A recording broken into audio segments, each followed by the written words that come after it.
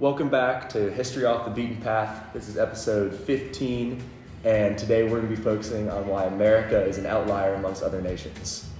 I'm one of your hosts, Willem, and I'll be talking about the American Revolution. I'm one of your hosts, Drew, and I'll be talking about the Industrial Revolution.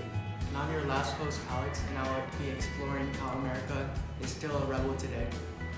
So today we're going to be talking about how America's rebellious spirit has not only shaped its early governmental structure and democratic processes, but it's also continued to influence domestic policies and large-scale international relations. Let's take a trip back to the 18th century.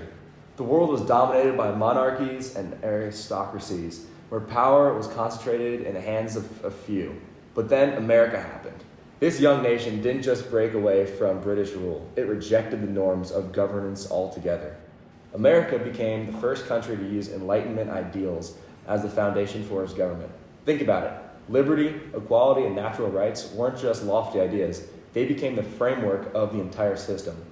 And instead of a monarchy or a group of elite people, the United States established itself as a democratic republic where power came from the people. That was radical. It didn't stop there. America also broke the mold economically. At the time, European powers practiced mercantilism, where trade was tightly controlled to benefit the monarchy. But the US embraced the free market and capitalism. This idea was simple, yet revolutionary. Individuals could pursue their own economic interests, which would in turn drive progress for everyone. One of the boldest moves America made was the separation of church and state. Before this, religion and governance were deeply intertwined with most major nations. The US flipped the script, ensuring religious freedom and preventing any one faith from dominating public life. This, too, was groundbreaking. But here's the genius of the American system. It rejected the centralized power entirely. Instead, the Constitution created three equal branches of government: executive, legislative, and judicial, to keep each other in check. Even more revolutionary, states were given significant power, ensuring that local governments could reflect the needs of their people. And to prevent tyranny, local militias were part of the design. It wasn't just about defense. It was about making sure no single individual or group could seize control and become a tyrant. Then there's immigration. Unlike many nations at the time, America opened doors to people from all over the world. Immigrants arrived legally, bringing their cultures, skills, and dreams. The result, a true melting pot of backgrounds and beliefs, something the world has never seen before. So that's what makes America an outlier. Those revolutionary ideals created America, the nation we love today. Any questions, y'all? Well, before questions, Can you just pause it so we can think of questions? sorry. Now I'm going to open the floor up for some questions. Yeah, that was great, Will. A lot of good information there. And we know that America's always been a trailblazer, especially in its rebellious sense, when fighting for independence as well. And I wanted to ask, how has America's fight for independence influenced other countries' rebellious spirit for a fight for independence? Oh, magnificent question, Drew. Let me tell you. So the French Revolution from 1789 to 1799 took a lot of inspiration from the Enlightenment ideals that America was founded on.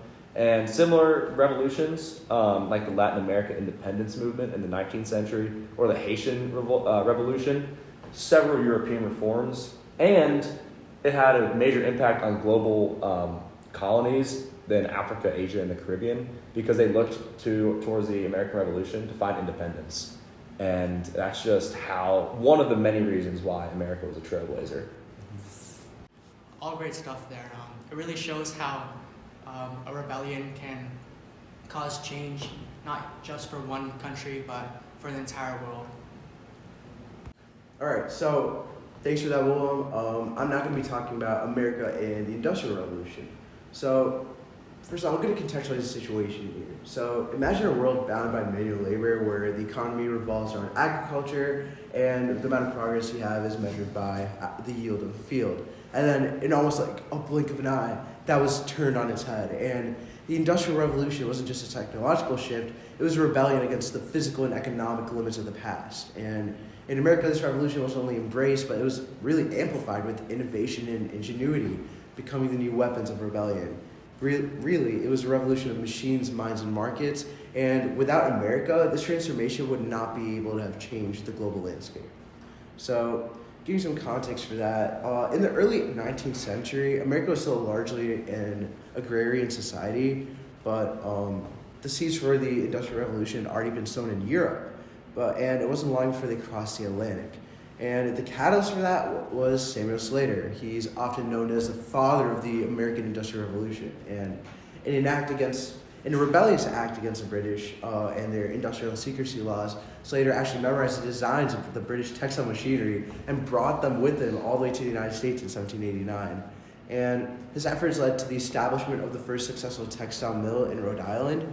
And this really wasn't just an act of innovation, it was an act of defiance, rebelliousness, stealing the crown jewel of Britain's industrial dominance per se, and planting it in American soil.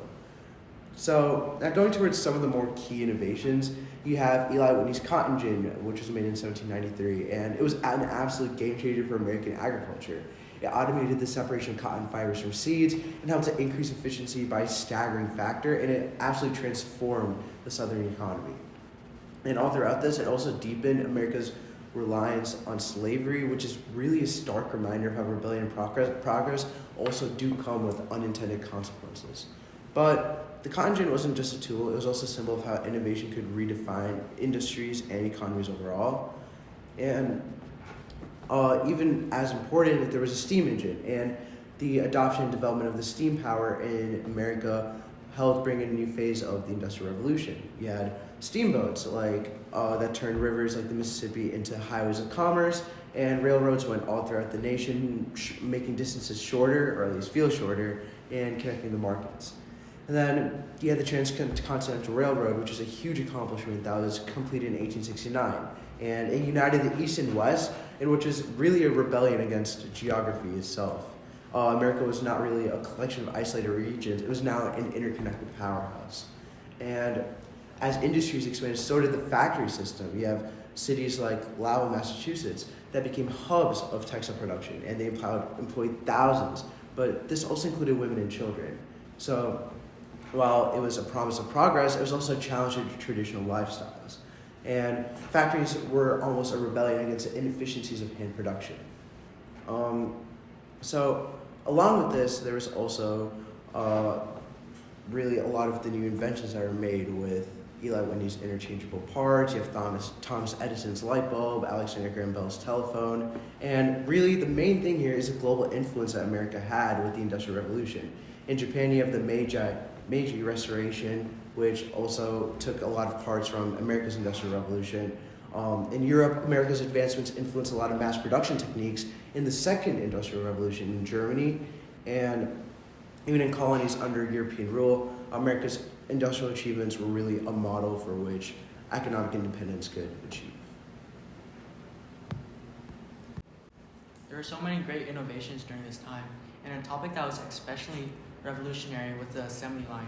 How do you think the assembly line differentiated America from other nations? Yeah, great question, Alex. So the assembly line really fundamentally differentiated America by really its innovation and accessibility. So unlike Europe's traditional labor-intensive production methods, America embraced mass production to democratize these goods, like Henry Ford's Model T, and making them affordable to the average person. And so this approach allowed for an unmatched industrial scale, and it helped to fuel the thriving consumer economy, and it solidified the U.S. as an economic powerhouse, which I'm sure you'll talk about later. And during World War II, America's assembly line capabilities allowed it to be the arsenal of democracy, and it was able to produce war materials at an unprecedented rate, and it positioned the nation as a global superpower post-war. And so that's really how America was able to differentiate itself. All right, now I'll explore how America is still an outlier today.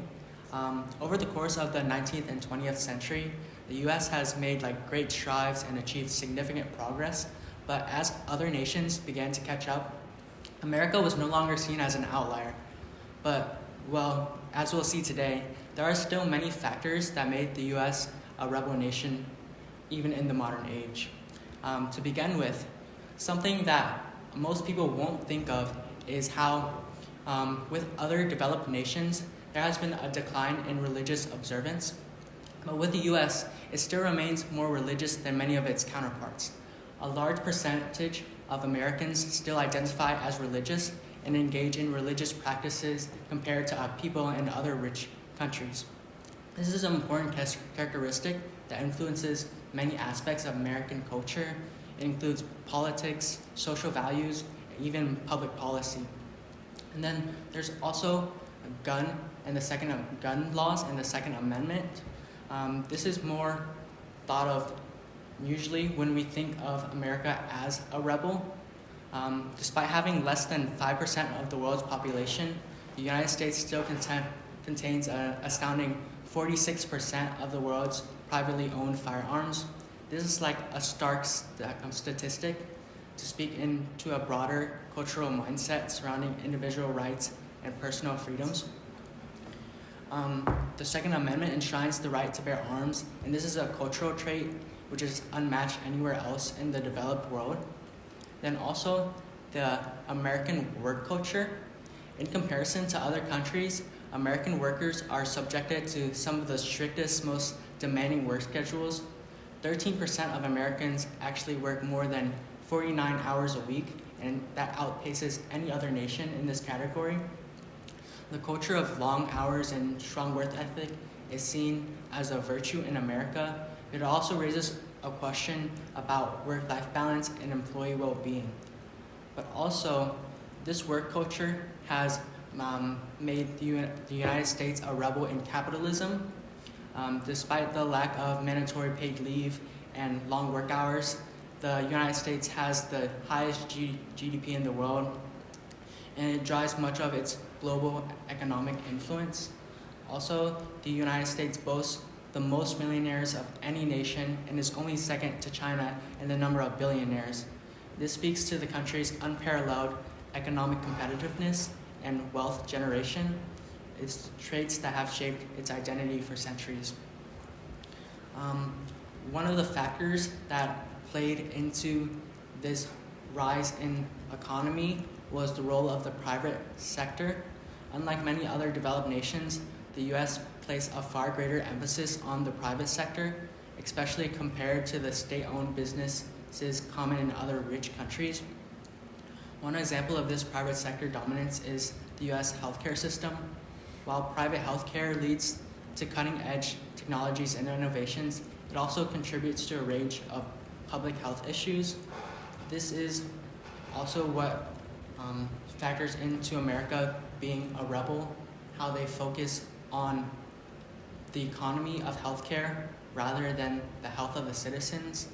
The U.S. has actually the highest infant mortality rate among the developed countries, and along with other troubling statistics around accidents, injuries, and drug-related deaths.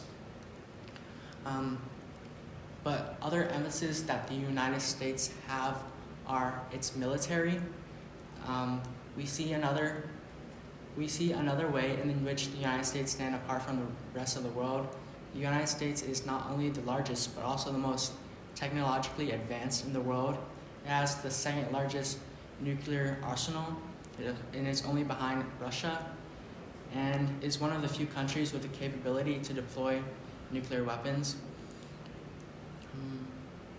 And then there's also the culture with individualism in America.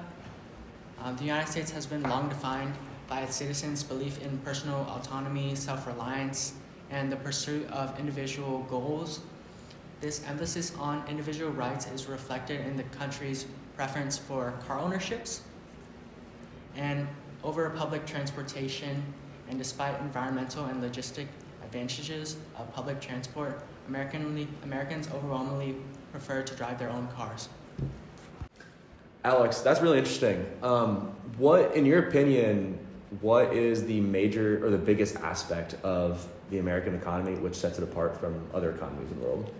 I would honestly say the sheer size and diversity of the economy. There's so many sectors that so many different citizens can work in, so many jobs, so many products that America produces, and it's unlike any other country. That's interesting. So with that, thank you for listening to History Off the Beaten Path. Join us next time for episode 16.